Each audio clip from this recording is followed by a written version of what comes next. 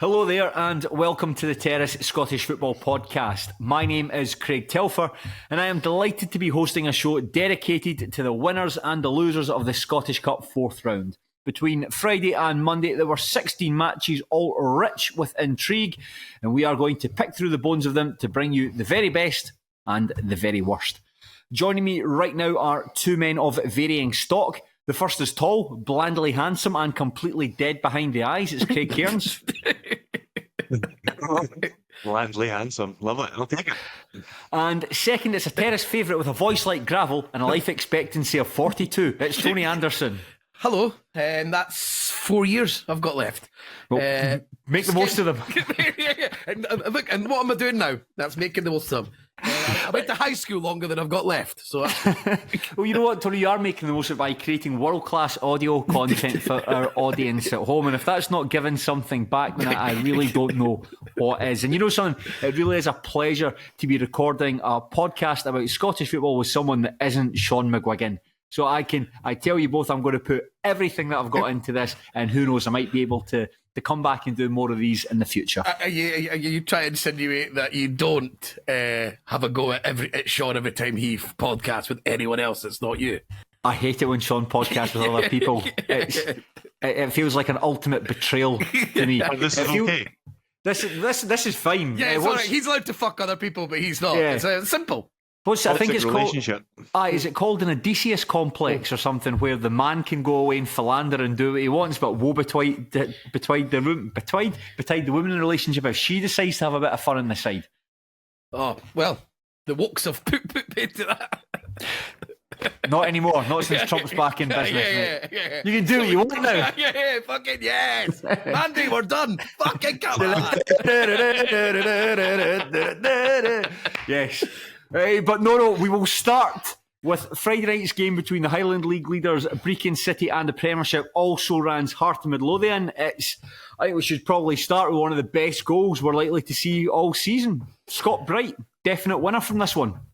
Wow, what a goal. Right, I mean, you say it's the best goal you'll see in the tournament, but I'm arguing for technique-wise, this is just as good a goal as you'll see. Because to get that sort of hit on it, it's all very, very deliberate. He gets over it, he cuts across it. The way that the ball goes in the net, it is completely Steven Gerrard-esque.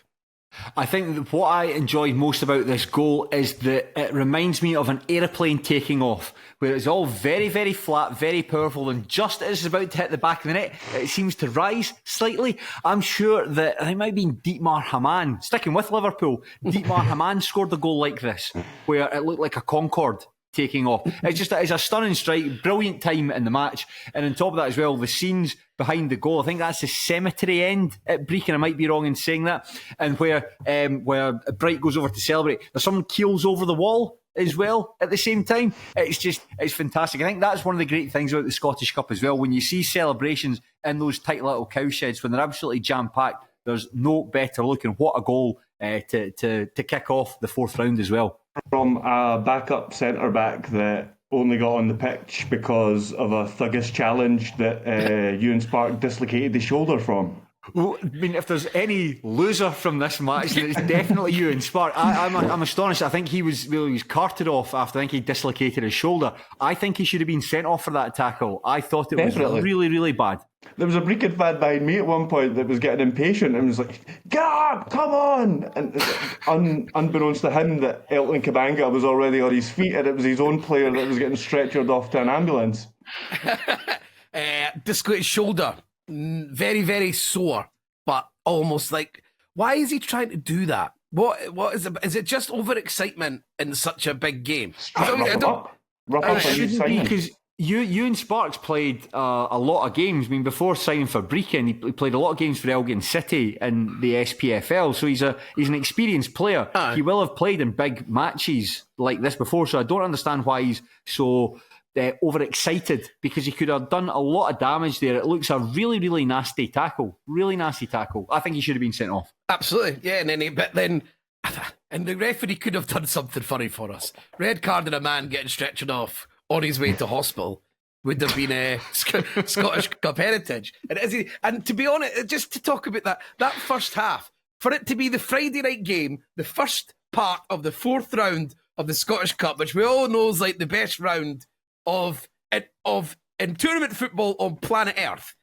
And for it all to kick off with a guy trying to 2-foot tackle someone in midair, dislocate his shoulder, getting carried off, getting carded. The guy coming on who's called Bright, so Bright Spark is the changeover. And then we see one of the greatest goals you'll ever see in football, technique-wise, by the team that are playing in the Highland League, even though they don't really want to be there, never mind in the SPFL, but they're doing that. And then after that, we get the patronising Hearts are falling apart again from the Brechin fans, which is exactly what you want from a Scottish Cup. And then we even got, this was a magical moment, even the commentators got involved when they said that since Hearts went one down, they buckled down and they're trying their best, and the most condescending thing I've ever heard. So everyone took part, and that's the first thing we got for the entire weekend of the Scottish Cup. We all knew Hearts were going to go and win. We know that, but to give us that little half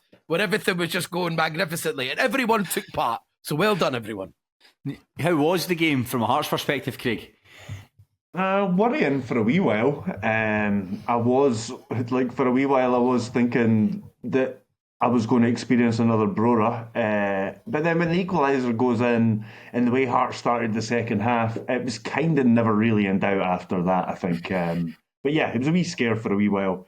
At the same time, it took an absolute beauty for them to go 1-0 up. I suppose the slightly... There was a big sitter before that, though, in the reverse ball. The damning thing from the Hearts' point of view was that that Brechin deserved it at the time, even though it was an absolute beauty. They deserved their lead at the time because Hearts hadn't got going at all. Hearts had control in the second half that they didn't really have in the first half at all. But yeah, in the end, fairly comfortable, but a wee scare for a wee while.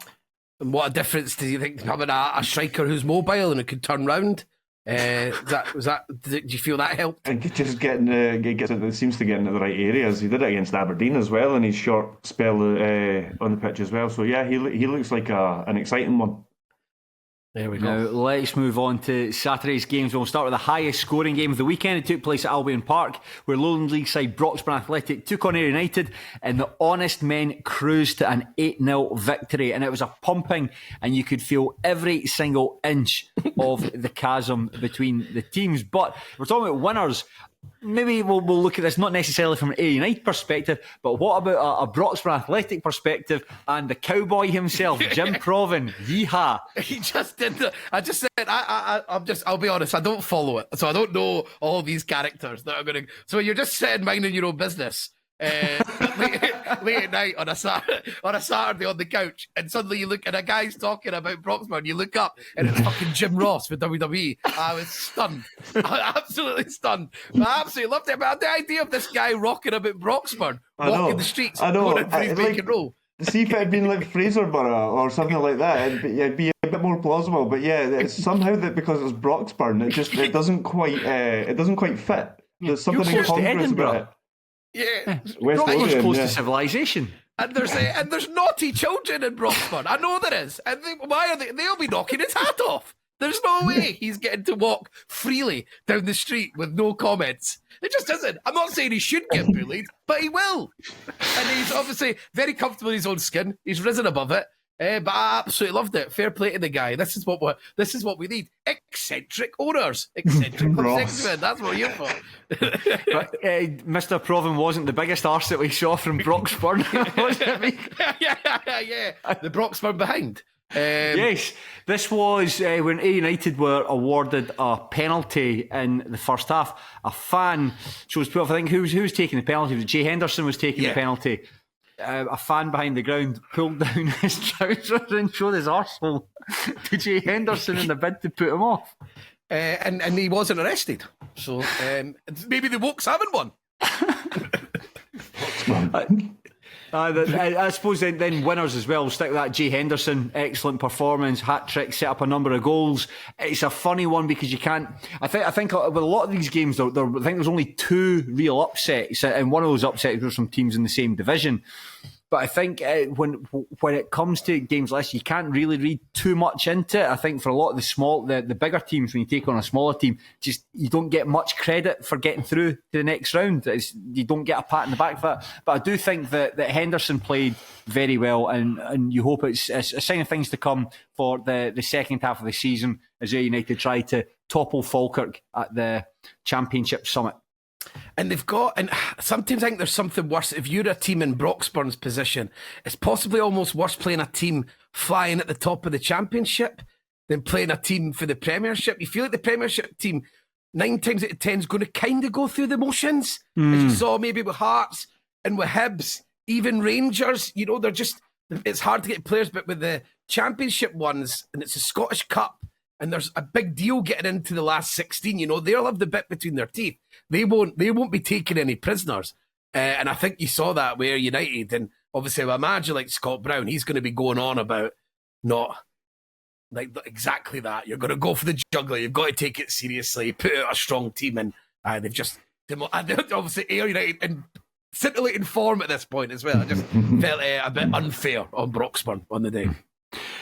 Let's talk about the least interesting game of the round. Cove Rangers beat Forfar Athletic 2-0 at Balmoral Park. I was struggling for this one, but I've had to come up with a loser for this, and this is purely by bad luck. It's the Forfar midfielder Finn Robson, because Forfar are quite neatly knocking the ball around in the middle of the park. He turns his back, expecting a pass to be played into him, and the ball hits off his heel, and then just like that, Cove Rangers on the attack, and Adam Emsley has put the ball in the back of the net for Cove Rangers' first goal of the game. So he's a loser, but not a proper loser like some other chumps that we're going to come up and discuss in this podcast. But surely Cove Rangers is a winner for getting into the last 16. I don't know if that's something that they've done before. I mean, it was a good tie for them to do so, but even still. I couldn't tell you off the top of my head, Craig. I think that if we're going to use that Cove Rangers get a pat in the back for getting through to the next round, then the winners and losers sort of aspect of this, we're really just making it as obvious. Sorry, they got through rounds before this as well. Yes, I they think did. the last 16. It might be the furthest they've ever been. It possibly is, yeah. I mean, I can't imagine. I don't remember Cove being in the quarter-final before, but maybe I'll be corrected. Well, listen, like I said, if dear listener, if you know how far Cove Rangers have been in this tournament, do get in touch with us, and we will. No, it's only me and Sean that do corrections and clarifications. I don't know what you guys do in the Big Boys podcast, Steve. So sorry, I'm bringing some of the elements from my own shit into here. So I never look. I accept that I make errors on a constant basis and just continue on with my life. Which has given us a nice link to Hibs actually. Craig and Barry Wilkins. Okay, all right, but I'll let you. Sorry, I was going to do the games in alphabetical order as I've got them down here. You can hold your horses. We'll come and we'll give Barry Wilkins his due, but then we'll go to Dumbarton 1, Ayr United 5. This is the side at the bottom of League One taking on the team at the bottom of the Championship at the Rock. Dumbarton thrashed here against a side whose last victory came in the Scottish Cup third round against Dundee North End. And if I had to pick not necessarily, it's obviously a good win for Ayr Unionians here, and I think they were discussing it on Sportscene as to whether or not they can use this victory to some way to turn around the season. I'm sceptical about that, but I think if there's a loser, it's the Dumbarton pitch, which looked absolutely shambolic again, as we've probably come to expect anytime there's a game taking place around December, January at the Rock. Just looked like half mud, half... I know I'm kind of jumping ahead a wee bit here, but Ross County, their pitch is terrible as well. It's really marshy. Like when Hearts played up there, the torrential rain didn't help a few weeks ago, but it became unplayable. Like if the pitch had been like that in the first half, the game would have been abandoned basically. Mm-hmm. And it's been terrible for games where it's been dry as well, at the Celtic game recently as well. So as I say, jumping ahead a wee bit there, but Ross County's pitch is bad and Dumbarton's pitch is bad as well. That's the point I'm making. But Borry Rig are the ones who get the fines, who get the points deductions. Yeah, that's actually an interesting point where you wonder. I sound like you're daft. Somebody should be penalised for having a dodgy pitch. Not for me to say. Not for me to say. However, I did see an interesting post on Pine Bovril from Fraser Clark, who said he was in discussion with an opposition manager whose team were playing at the Rock. And the opposition manager said that they don't play ball-carrying wingers on the pitch at Dumbarton because particularly down the flanks is very susceptible to getting cut up. And whereas the middle of the park is relatively okay, so when managers are playing at the Rock, they will eschew the kind of players that fans want to see, guys that can dribble with the ball, for basically just packing the middle of the park and just turn it into a physical battle. So it feels like everyone suffers when the pitch is as bad as that. And that's great to hear that Ross County is a bog, because I'm going to Dingwall on Saturday for the Hibs game, and there's severe weather warnings I just saw for wind and rain. So I'm getting a big feeling this is going to be the second time I've been up to Dingwall and a game has been called off. But I will still go because I've got accommodation and I can still have a laugh for the weekend. So there we go. Move on to our next match. Dunfermline Athletic 3, Stenhousemuir 0. Pretty straightforward win for Dunfermline.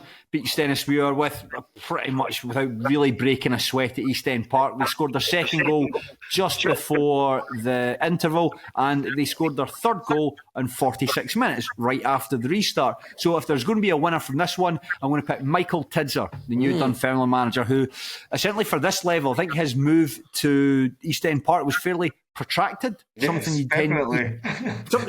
you tend not to see. It's not like when Ruben Amorim left Sporting Lisbon. You know, there's all his coaching staff, there's compensation to pay. Dunfermline negotiating to within an inch of their life over a fee, is it? Yes, aye. However, he's off to a really good start there. I mean, you're not going to. I don't think by beating a League One part-time team's really going to set the heather alight, for want of a better expression. However, I think Dunfermline seem to be in a far better place now than they were even a month or so ago. I think since John McLaughlin's come in, his record was a really credible 3-3 draw against Falkirk, 4-1 over Partick Thistle. Narrow defeat to Ayr United that only really came about because they had an injured player and they had to reconfigure the team. And then you kick off with a 3-0 win against Stenhousemuir. I think they should be in decent shape. If they can augment the squad with a couple of extra players, they should be in decent shape to kick on for the rest of the season. Maybe start moving away from the foot of the table into the relative safety of, 7th, 8th, maybe 6th. But aye, good start from Michael Tidser anyway. Yeah, it seems like a sensible appointment. There's obviously no guarantees. He seemed to sound like he felt that himself in his post-match interview. He was saying he was under no illusions that if he doesn't get, because he must have been asked about the owner, and he was talking about it being an exciting project and all that kind of stuff. But he was under no illusions that if he doesn't get results, then he won't be sticking around. But at least looks good on paper in that. It's a manager on an upwards curve. I mean, you can't argue with the job he did at Kelty. He had a bit of a sort of cutting his teeth season and sort of building a squad, and then they flew out the traps this season. So yeah, he doesn't always work out, but he definitely seems like somebody on an upward curve. So and somebody worth taking a gamble on, I'd say. And the football he plays seems to be fairly entertaining as well. So yeah, it seems I think you're right. I've seen Kelty 3 times this season, albeit the last time that was in the limbo period when Tidser was still technically the manager, but not necessarily in the dugout. And you're absolutely right in what you described them. They do try to play football the right way, for want of a better expression. Like, they've got their three central midfielders, all very good at using the ball, competent fullbacks who are really good going both ways, and like hard-working strikers. So if they can try and reprise that with, you're thinking, better players at Dunfermline, then they've got the recipe for something good there. But I mean, there's been a lot of managers who have got principles and it hasn't necessarily worked out for them. So we'll see how the big man gets on. See Kevin Thompson, this is what it is. You take the job at the Kelty, then you move into the Championship with a club, and then you can do well, then you might move into the top flight with a club. But there has to be these steps. No. Kelty Hearts to Rangers. Yeah. Simple as that. If you don't like it, get out. There's the door. There's the door. Well, Elgin City 0, Aberdeen 3. Aberdeen recorded their first victory in 13 attempts by beating Elgin at Borough Briggs. And Tony, you've got down as one of the losers, the match officials here. I think that was Craig, actually. Oh, beg your pardon. It was, yeah. So I don't know if you've seen angle from behind the goal for this Aberdeen's second goal. The Duke one. It doesn't cross the line. It doesn't nearly cross the line. So the officials have just guessed. I mean, we're told that they can't give a decision if they don't see it. So like when you don't have VAR and pre-VAR and all that kind of stuff, sorry to even mention it, but just to make a point, we've always been told that when referees don't see decisions, they can't give them. So the referees just guessed. Either him or his linesman have just guessed, going by the reactions of players and fans or whatever it is. And it totally killed the game. It was 1-0. Aberdeen had kind of struggled at the start of the game. They'd found a bit of a rhythm. They had got some chances, but they were only 1-0 up at that point. And it just kind of kills the game as a contest. So yeah, I think the officials for ruining any chance of Elgin getting a wee late surprise in that game. I think you're spot on though, Craig, because normally when it comes to goal line stuff, it's ones that have gone in not getting given. It's normally that way round when there's an issue with goal line, rather than the one that's gone in. So it was bizarre for them to do that, and it just like, and where's your football spirit, Mr. Referee? If you've not seen it, and there's no guarantee, it's Elgin against Aberdeen. I would have to be fucking certain to give that goal, especially the way Aberdeen are. The way Aberdeen are, you're like, this stinks for them. This absolutely reeks. And we're going into the last 20 minutes. They moved into when Duke got that goal. So we were getting into the time where 1-0 is an issue, and then we've all been robbed, because I really want to see what happens when you've got the manager who's got off to the best start ever get sacked before the end of the season. It's something new. We don't get a lot of new things, and that's what I want. I want to see that. It'd be even funnier if they held on to him and got relegated, though. Well, yeah. Not that that's going to happen. It would just be funny. Is there anything Aberdeen can learn from this victory, or is this similar to what we were discussing earlier, where you basically win the game, you don't get any credit for it, on to the next one? I don't think they were good enough to have banished any fears that they're going to take this into the league season. So I watched this game. Like I say, they were decent. There were some good performances. They were decent for large parts of it, but I wouldn't say that this was a comfortable enough victory or performance to suggest that they're then going to take this into the league. They'll still have to get a league result or two, I think, to prove that. Stop playing Ambrose. I mean, surely this is the end. The end. They keep on bringing him out of nowhere, and he does absolutely. He had a good chance in the first half that he missed. You're going to say, of course he did. He does absolute rubbish in every cameo. Then he randomly gets played for starting. And now they've even tried, let's get him going with a game against a League Two team. And they failed again. It's over. The experiment's over. He's a huddy. Let's all move on.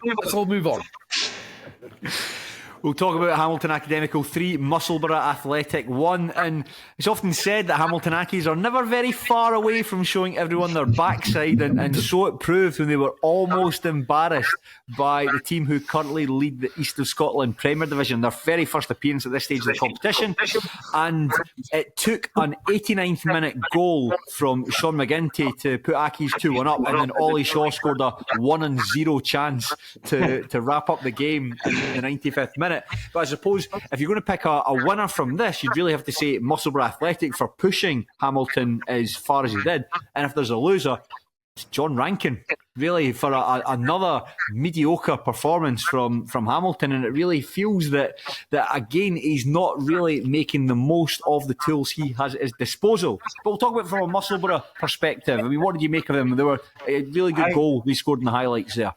I would say specifically my winner would be the fans, because when you go to games like that and occasions like that, you just want a moment. You kind of know that you're not going to get a result, you're not going to get through, you want a moment. And sometimes that's being 2-0 down or 3-0 down and getting a goal, and you still savour that moment. But they got to equalise. They got to equalise after half-time, and they scored right in front of the fans. You could see them try to celebrate with them through the net and things like that. And the stewards are clearing them off. Why? They can't. Nobody can go anywhere. Nobody can get onto the pitch.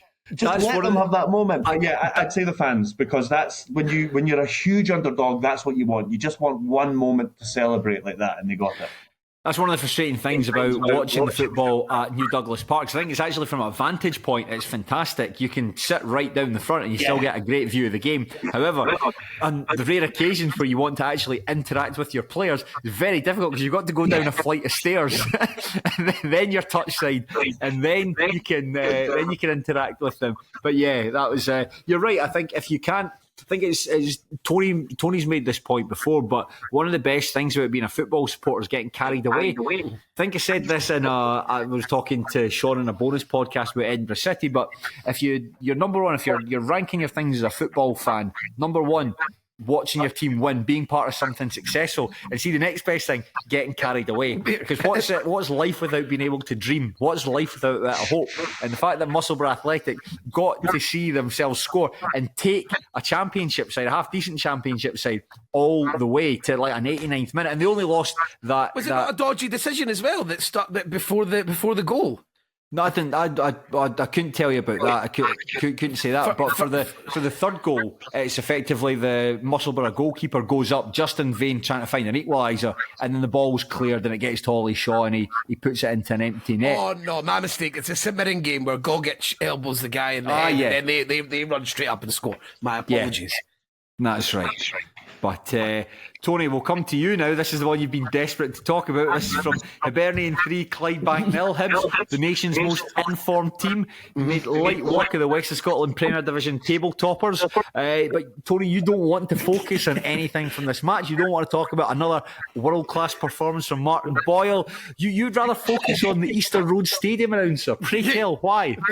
It's, this is rich coming from me, a man who makes mistakes and can't pronounce anything at all times. But Barry, when he was doing the substitutions, referred to Clydebank as Cowden Beef. And what I would have done, but what's funny is barely anyone notices because frankly no one's fucking listening. At these points. But then 30 seconds after, when the game's raging on, he comes back on his microphone and apologises and says, sorry, I meant Cowden Beef, I meant Clydebank. I'm the same Barry. It's hard work. But he said, apologies, I meant Clydebank, not Cowden Beef. And obviously the whole stadium goes, way, just move on, man. Just nobody cares. Everyone's forgotten.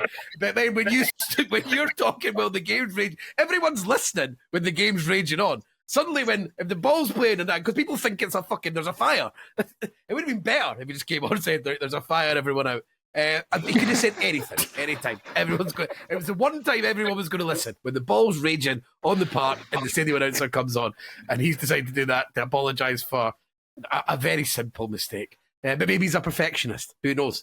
Usually it's somebody to contact the nearest steward or a number plate to move a car. That's usually when the ball's in play and you hear the stadium announcer. Yeah. How did Hibs look, Tony? Any lessons that we can take away from this, or was it just a case of a really good big team taking on a team that are perhaps a bit out of their element? It was very good fun to see Clydebank bring 2,500 fans. They had the whole bottom tier, and there was people on the top. And you get this usual people like, they bring more fans than the Premiership fans, but I mean, obviously, it's a bit different. It's apples and oranges, but it was great to see so many people come out. I think Hibs maybe brought about 9,000, so there's still a decent crowd, so there's decent money that'll go in to Clydebank for that. Hibs scored really early, so my issue with this game is I felt like Clydebank sort of were quite happy to allow it to play the game at the pace that Hibs are playing it at, rather than trying to ruffle up the feathers and really get in and it was like they got taken in by how mundane and boring Hibs found it, and everyone just started jogging about the pitch. It didn't feel like it was Clydebank's cup final in the way that they were playing, and that might sound daft because people will be like, well, they were only 1-0 in the first half, only finished 3-0. But it just struck me as everyone was just fucking, once that goal went in, right, everyone's fine, we'll just leave it. We won't pump you don't try.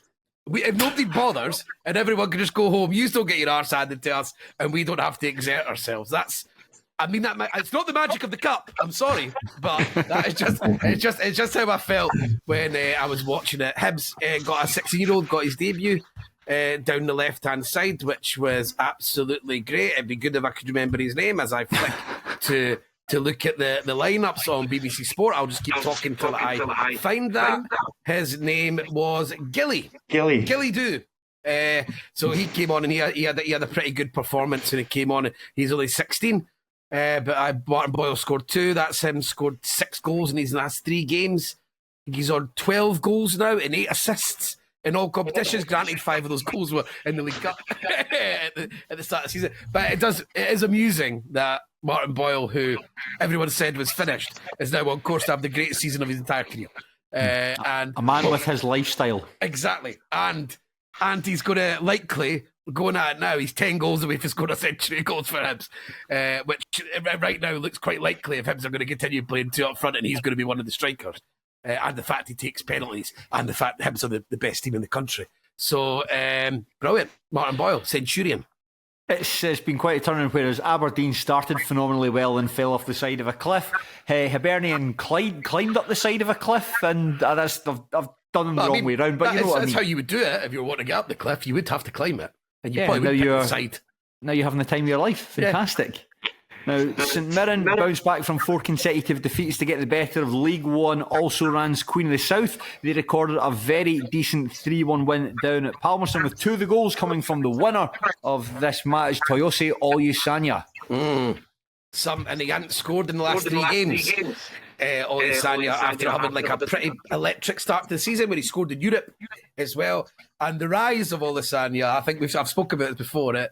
It's every season he moves from can't get a game for the Championship, then somehow manages to become a sub in the Premiership, then becomes a super sub in the Premiership, then becomes a starter, then becomes the best player at a Premiership club. So the rise is brilliant, and his header was class. Yeah, header was brilliant. I don't know if this will sound weird, but I think it's what makes it so good. See the fact he's got dreadlocks. Yes, right? yes. And see the way that he connects with the ball and the way his hair flaps when he makes connection and it comes down on his shoulders.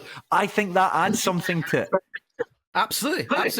Long hair and bobs and dreadlocks with headers does yours truly Mark Haley. He was the best to ever do it, and that little flick up whenever he went up for a header. Our younger viewers wondering who the fuck I'm talking about, of course. But yeah, I don't think any of our listeners are under the age of 35, so I think most people will be familiar with who Mark Haley is. Do you remember the 2006 World Cup? To try and get some 20-year-olds. It's not worked. It's not worked. Let's be honest, it's a failed experiment. Do you remember the 2006 World Cup when England played Trinidad and Tobago and England were really toiling in it? Peter Crouch scored. Brent Sancho, he scored the goal by going up for the header, grabbing Brent Sancho's dreadlocks to stop him from getting the rise in him, to put the header into the back of the net. And I think now there's rules changed that might be a red card or something like that. I think there's been a rule change about pulling hair. It's thought of as like violent conduct. Oh, did that not happen quite recently? Somebody might have been red carded for a hair pull or something like that. Yeah, so I think that's been a rule change. I think people thought, I think it was maybe in England where someone pulled someone back, but after VAR they checked that they actually pulled his shirt rather than his hair. And it was changed, but I do think that rule's come in, and not to bring up the bloody wokes again, but you can't even bloody pull here on the football pitch. It's a very important win for St Mirren, this, because it arrests, as we mentioned there, a very poor run of form. I've got an associate of mine who was down at the match, and he was telling me that he's very grateful for the win. St Mirren aren't playing particularly well at the moment. They're like a long ball merchant a lot of the time. It's just about getting the ball forward as quickly as you can and hoping Stephen that Robinson? I don't believe it. I mean, there's in fact 2 of the goals. I know one was ultimately recycled, but 2 of the goals were started from long throws into the box. Great. That's what we're here for. Get the ball in the bloody box. More of that later with Dundee United. It was a potentially tricky tie as well, given the form that St Mirren were in. So yeah, it was quite an assured result. It was a lovely finish at the end as well. That Gogic one at the end, that could have been 2-2. Because that was a fucking penalty. He elbows him in the face when he's running. Yeah, I don't know. It looks like his arm's up and it's out, and it's difficult to tell from the angles. That's what you do when you elbow people in the face. How much put it up and you contact put it he's out. makes. No, what I'm saying is it looks like he does hit him in the face, but how much contact there actually is and how powerful, I've no idea because it's difficult to tell from the angles. But yeah, if he's caught him like that, then yeah, it's definitely a foul. If he's caught him with enough force, then it's definitely a foul, yeah. And I think sports. I think was it whoever was on sports he was talking about saying he does like to make contact, and that is a very fair observation. He needs to get touched out. He always needs to be doing it, but he is good, so it's fun. We'll move to the National Stadium where Championship side Queen's Park needed an injury time goal and then extra time itself to beat Montrose. And what I'm going to do, rather than focusing on Queen's Park, because I don't think they were particularly good in this match, I'm going to focus on our player from the losing side and give him the pop he deserves, and that's Blair Lyons. I think he's the clear winner from this match with 2 excellent goals, albeit they come caveated with the fact that Queen's Park's defending for both of them was absolutely abject. But nevertheless, 2 excellent finishes from a player who, on his day, can be one of the most exciting attacking players in League One. It's another in a lot to add to the catalogue of Scottish football solo goals. I heard about it. I knew what I was going to see when I watched it. A man running from far away with no one coming near him and then popping it in the net. It's how it always is. I think the most egregious thing for his first goal, because that really is a solo goal, the first one, he picks up the ball and he dribbles towards like the left hand side of the penalty box. I think it's Rocco Hickey Focaccia is marking him. It just slides in. It's like, have you ever played someone at FIFA who's trying to get themselves sent off?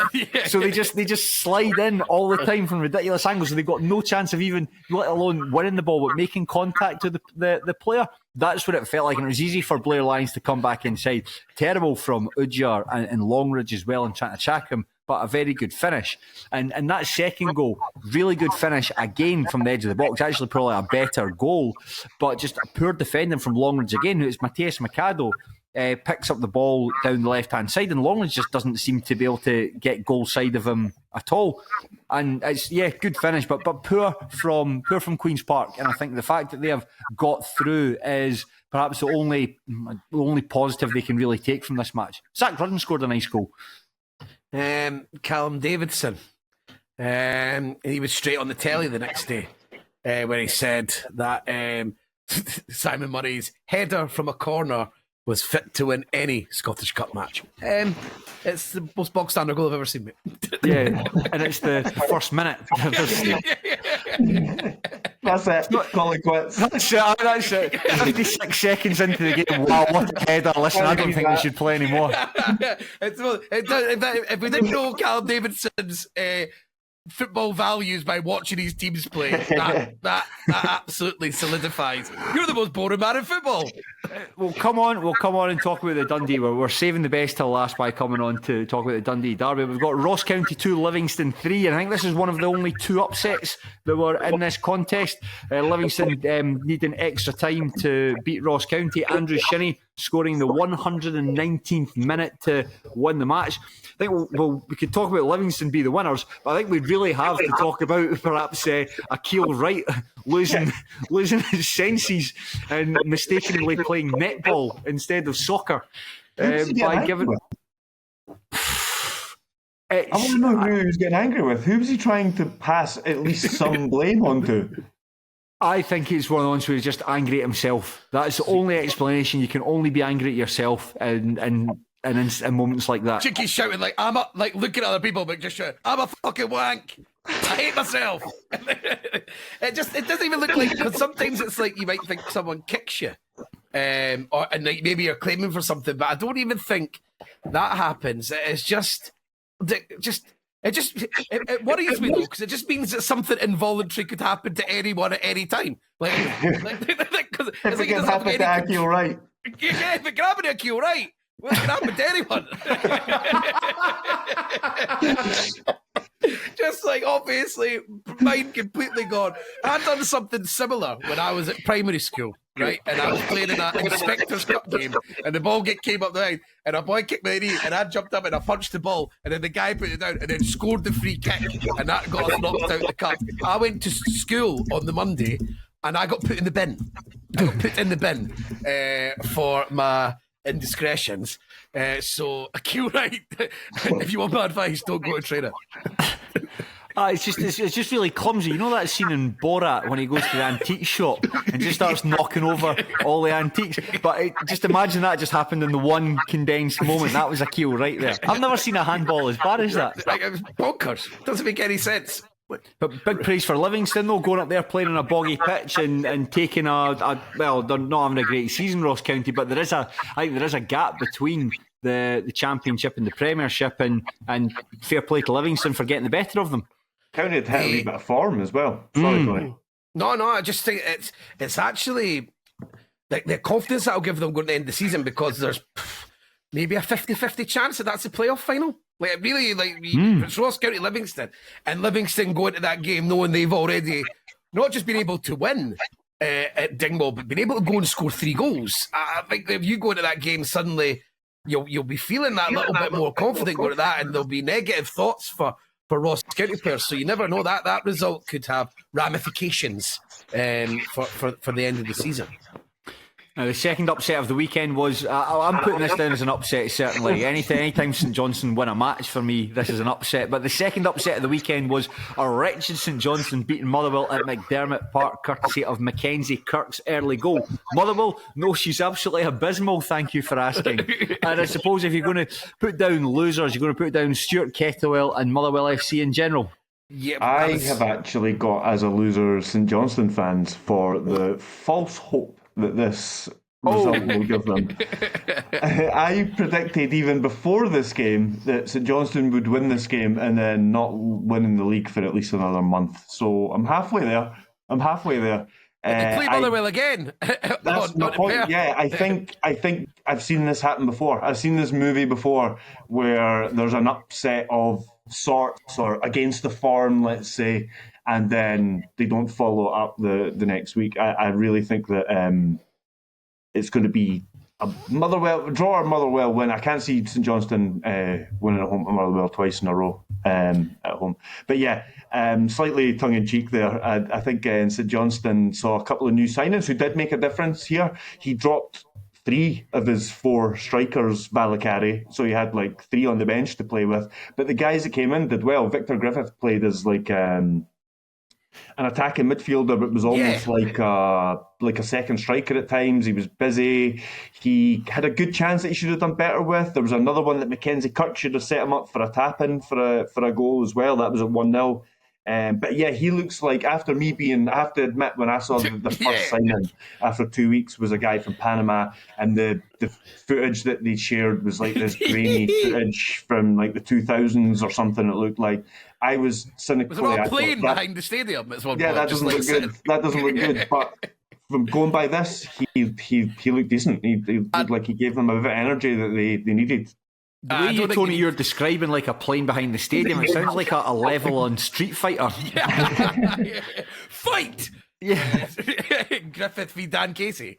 But Griffith, let's all be honest. There's not a person, apart from maybe some St Johnstone journalists, maybe Eric Nicholson, who maybe thought he would be a good sign. Everyone else is seeing Panama midfielder from the Panamanian League going in. You're going, I am absolutely not having you, and that's not racist. I just don't think that they're very good at football, the Panamanians. So I found it bizarre, but yeah, it looks like instantly we're wrong. We're wrong, and maybe he is quite good.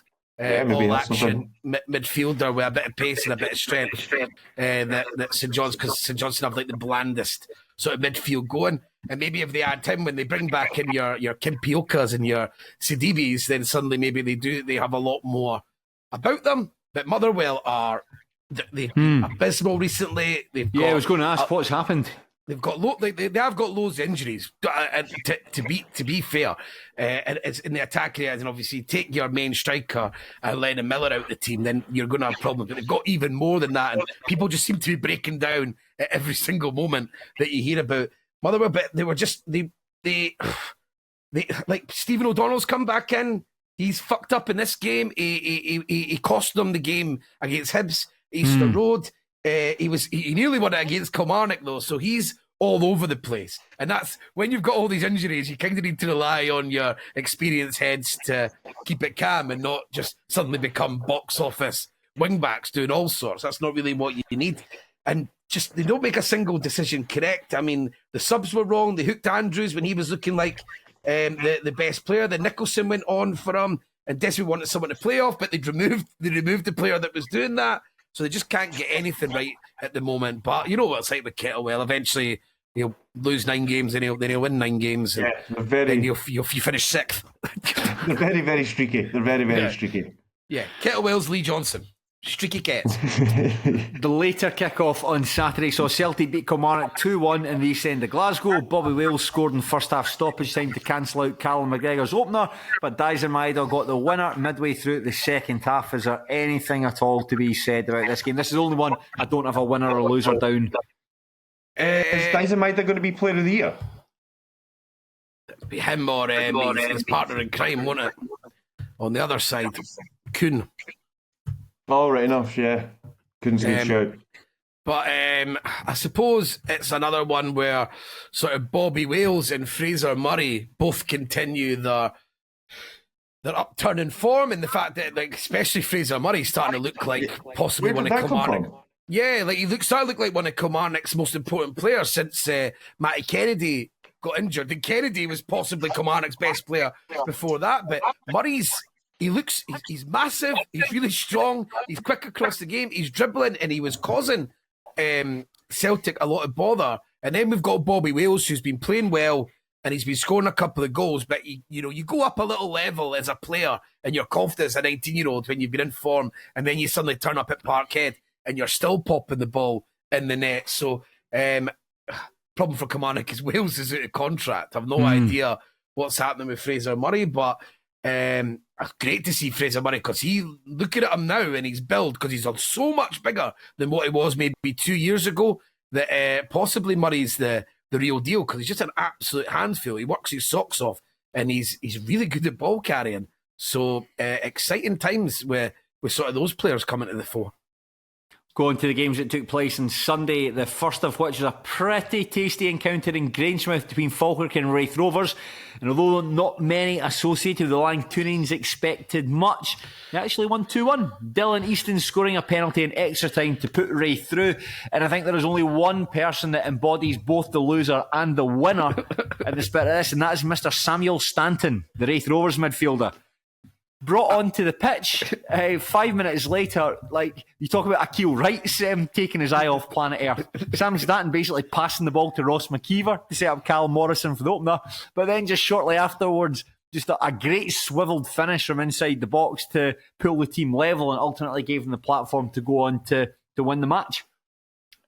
What on earth is he doing? The finish is brilliant, because it's those twisty ones where it's sort of like when it happens in a flash, and you didn't even really notice that it's about to happen, and suddenly the ball's in the net. You need to see the replay to try and work out how the ball ended up there. But I just completely falls asleep. Even I was watching the game, I was at my mum and dad's, and I was watching it with my dad, and even my mum commented, that's not the correct thing to do, as he passes to the guy in the completely wrong strip. And Mum, you're right.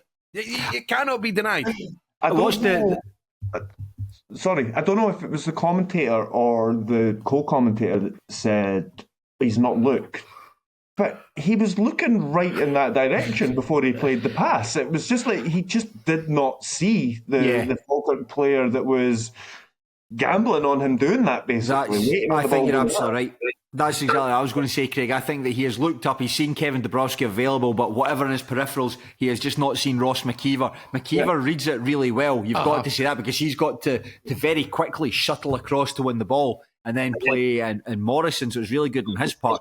But Stanton, it's horrendous. And even watching it when you've got the benefit of knowing what happens, and you've got a better, you can kind of pay less attention. You can watch it a couple of times, pay less attention to what Stanton's doing, pay more attention to the people around him.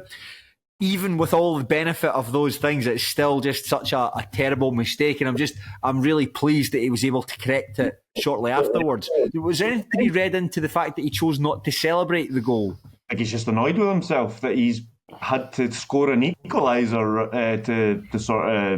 to make amends. I think it was just that. Yeah.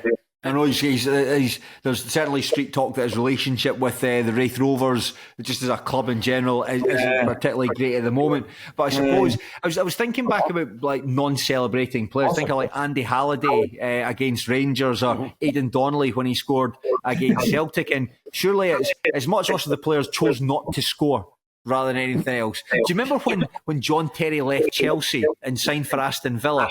And when Aston Villa got promoted into the Premier League, he wanted a clause in his contract that he didn't have to play against Chelsea. Like he was exempt from facing Chelsea. That's terrible. Whereas a guy maybe grown up. Yeah, be a grown up. You know, I can maybe understand like the non-celebrating stuff as a fan. It's if you're going off your head and the player who has caused you to do that has been a bit cold about it. Aye, that's not fantastic, but that's a lot more agreeable than somebody saying. How do those negotiations go? Sorry, could you say that again? Sorry. Yeah, I don't want to play against Chelsea. No, absolutely not. We're paying you weekly. You'll work when you're told, probably.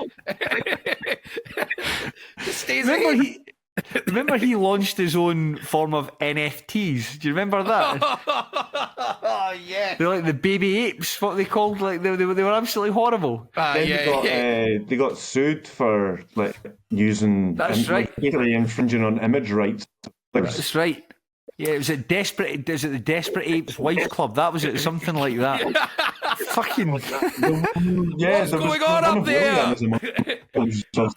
Did we see talking John Terry? I think we all saw Wayne Bridge on the telly, and one of the most mortifying things I think of all time. And he's pulled out. Enjoy your retirement, sir. Yeah. Did you see him pull out though? Did you see he pulled out? Oh, did he? Yeah. And he done a big thing. He done a big thing about how. I like to take on a challenge, but I won't be spoken to that way. But he was like a 44-year-old man. my mate Chris said he was talking like an up-and-coming indie man from Wigan.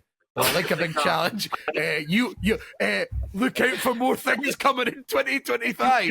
You're Wayne Bridge, sir. You're just that guy. You used to play football. Wayne Bridge releasing his own clothing range. You know, who wants to buy Wayne Bridge's clothes? Watch the space. Watch the space. You're Wayne Bridge. You've got a beautiful wife, a massive house. You're probably very wealthy.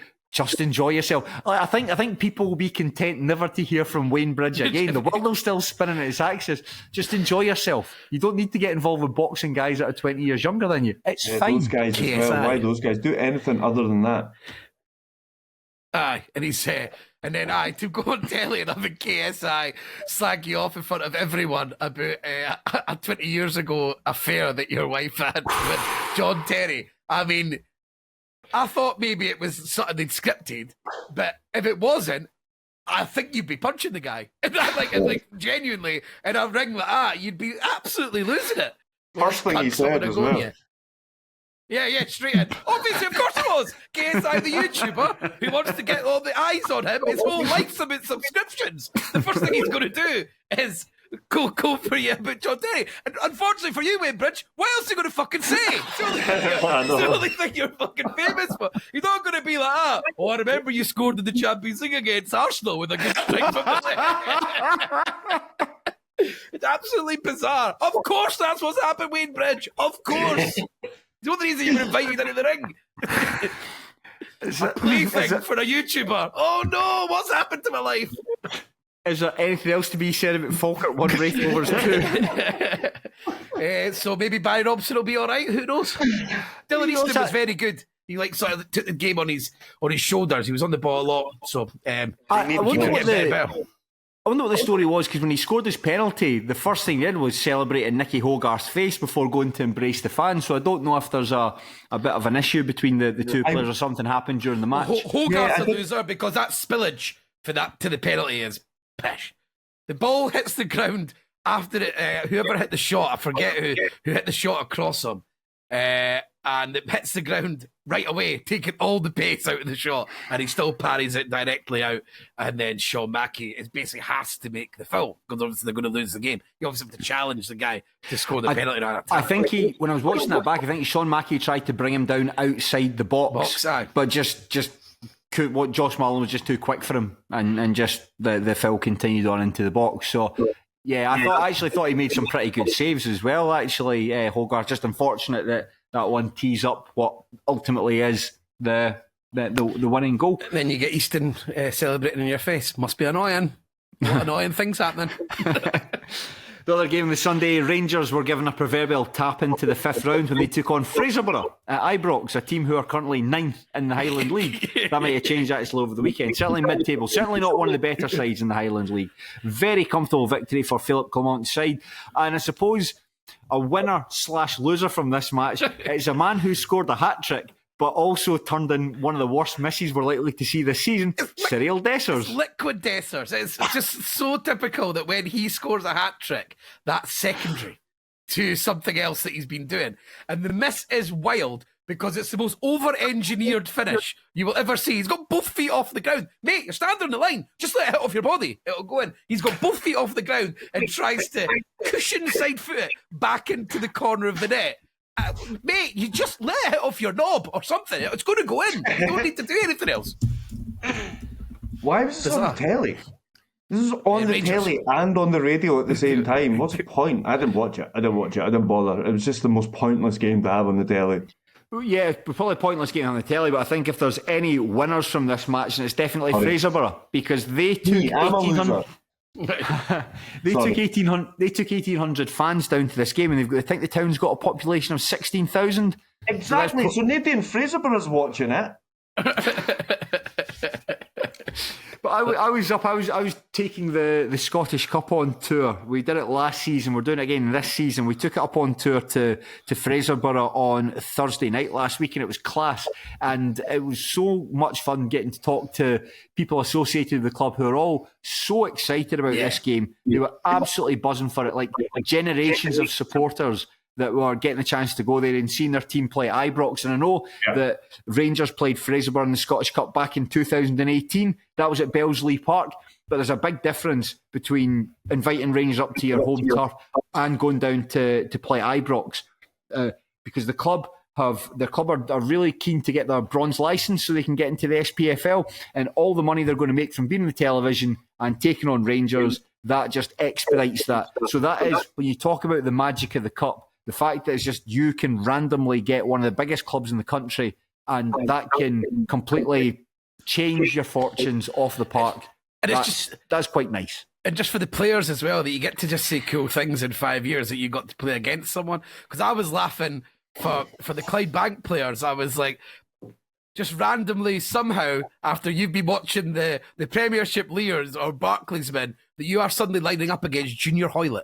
Like, just bizarre thing that you're suddenly able to do when you're like, when you work in a leisure centre and you play in the West Scotland League. Now I'm getting to play against Junior Hoylett. Unfortunately for the Rangers one, they don't actually have many cool players. So it'll just be like, I got to play against James Tavernier, I suppose. Or Lovelace, who's got the same surname as a 70s porn star. There was a horrible bit there for young Mason Munn, the Rangers goalkeeper, passed the ball straight to Scott Barber, the Fraserburgh attacker, and I think that's probably the closest Fraserburgh came to scoring. I think he should have cut it back. He should have. I think it's one of those ones where I think he knows he should have done, but then you say, somebody got a touch, and you're adamant that there's been a touch that's taken it away from him, and it's a corner, but it's not. I think he could have done a wee bit better and played in Woods, his strike partner, but it wasn't to be. And we mentioned earlier we're saving the very best until last. Dundee 1, Dundee United 0. It was an absolute ding-dong encounter on Monday night between the neighbours from the City Discovery. Simon Murray scored after 56 seconds. It's a goal good enough to win any match, according to Callum Davidson. And I think it was the kind of game where there was more action in it than the 1985 movie Commando. Dundee's defence, that is only their second clean sheet of the season. And they really had to earn that towards the end. And see the clean sheet, Tony. See the bit where I think it's Ingram flicks out his, I think, to block Rory Payton's shot. That was just incredible. That's reflex stuff to do something like that, to block a shot like that from going in. And because obviously they've lost so many defenders, and they were lining up with sort of Donnelly, and they've obviously got Robertson back, which is really good news for them. And Rick Astley. Yeah, they've got Rick Astley. They are at the bare bones in that position.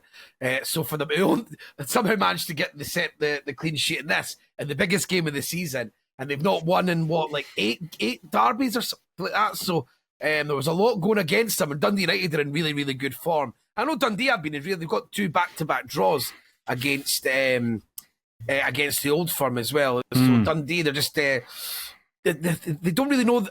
They're a good team as well, because it's not only that they don't know they're beat, but they seem to be able to run with bad form. You know, that it doesn't seem to get them down, and they don't go into this sort of like death cycle like other teams like Hibs or Aberdeen or Hearts have done this season. Dundee always seem to be able to bounce back, even despite the fact they've had a lot of knocks and things that would be holding them back, losing their best player, etc., etc. And Lyle Cameron was superb, especially in the first half, man. He was absolutely everywhere. And unfortunately for Dundee, what that tells you is that he had a downturn in form after McCowan left. It's like he needed a minute to maybe compute the fact that a lot more responsibility was going to be coming his way. But to see him deal with that now, and he's come out the other side, and now he's definitely looking like their best player, and often looking like one of the best players on the park. If you're a bigger club now, you'll think about that. Like, he's been able to deal with that change in responsibility, which is what will happen if he moves to a bigger club. So yeah, it's really good times for Lyle Cameron, and we'll see exactly how he goes. But my last thing I'm going to say, Dundee United, this is death spiral moment. They are going to lose their next. They've now got Rangers at home, Kilmarnock away, and Celtic away. That's 4 defeats on the bounce, including a derby defeat. Book it. Hibs are coming. Let's have the line.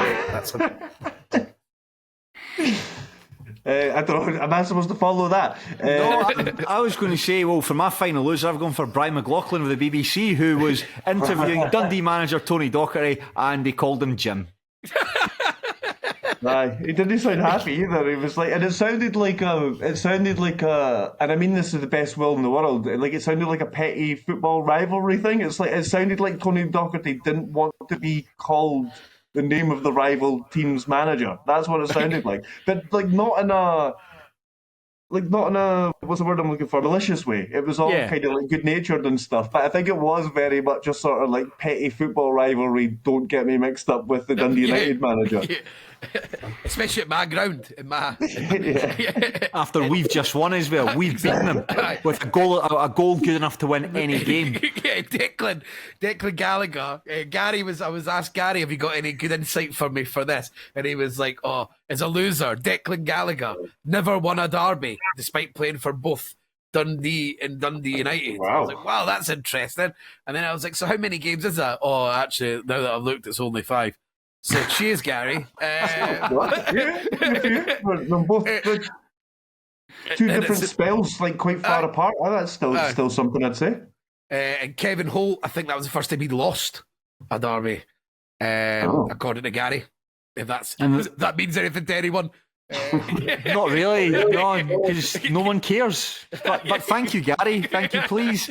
If you are listening, Gary, please keep occasionally popping up in the Terrace Podcast WhatsApp group chat with your funny messages and your little quips and comments. They always brighten the day. Thank you very much. Yeah, I'm pushing to the point where I think it's deliberate now. I really am.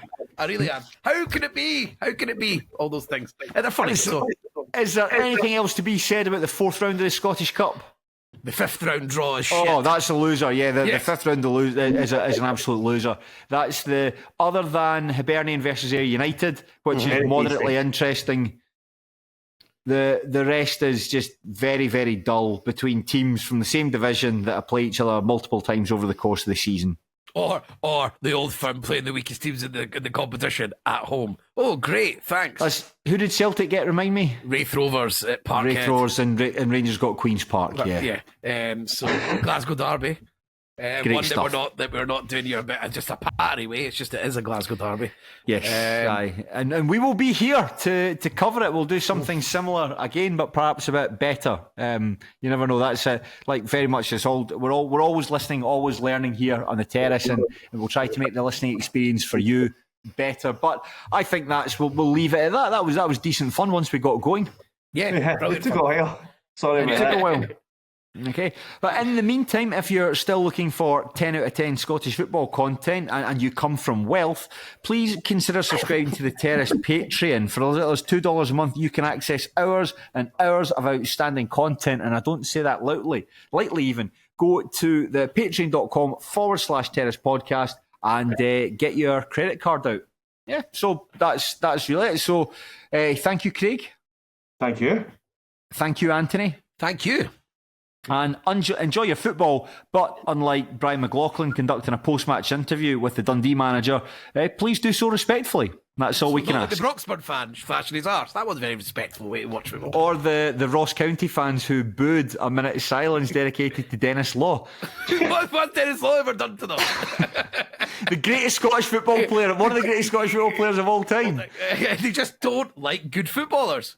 Bring me White and launch that ball into the box, please. That's what we're looking for. Oh, this guy was good. Boo! Jordan White. Excellent. Well, thank you very much for listening. Goodbye. God bless. Take care. My heart goes out to you.